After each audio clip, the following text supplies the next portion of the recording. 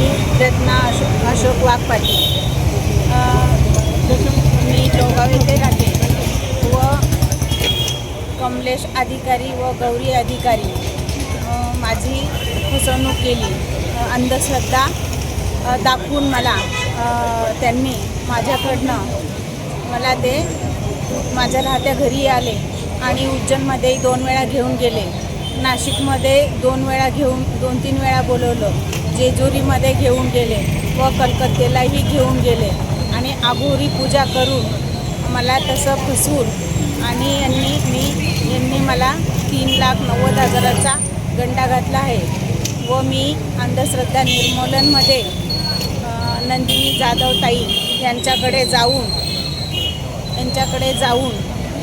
व मी पोलीस स्टेशनमध्ये तक्रार नोंदवली आहे.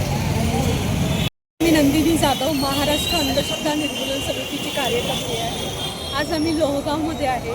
लोहगावमध्ये रत्ना वाघ पाटील या ज्या ताई आहेत यांची कमलेश अधिकारी आणि गौरी अधिकारी हे जे 2 बंधुबाबा आहेत यांनी त्यांना भीती घातली की तुम्ही जर का मी ज्या गोष्टी सांगतोय ते जर का तुम्ही केले नाही तर तुम्ही वेडे व्हाल, लोकांना दगडे मारत फिराल आणि मुलगा तुमचा आत्महत्या करेल, फास लावून घेईल अशी भीती घातली आणि त्यांना बरेचसे यज्ञ वगैरे करायला लावले.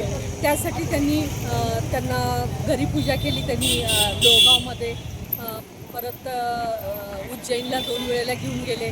त्याच्यानंतर नाशिक आणि जेजुरी आणि कलकत्ता अशा या ठिकाणी त्यांनी नेले आणि सगळ्या पूजेचा खर्च साधारण 3,90,000 रुपयाचा खर्च केलेला आहे. त्यांच्या मनामध्ये भीती निर्माण केली गेलेली आहे.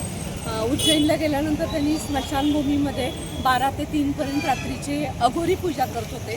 तर आज आम्ही पाटील मॅडम लोहगाव पोलीस स्टेशनमध्ये घेऊन आलो. सोबत मिलिंद देशमुख सर आहेत आणि आम्ही आज केस दाखल केलेली आहे. जादूटोणा विरोधी कायद्याअंतर्गत गुन्हा नोंद करण्यात आला.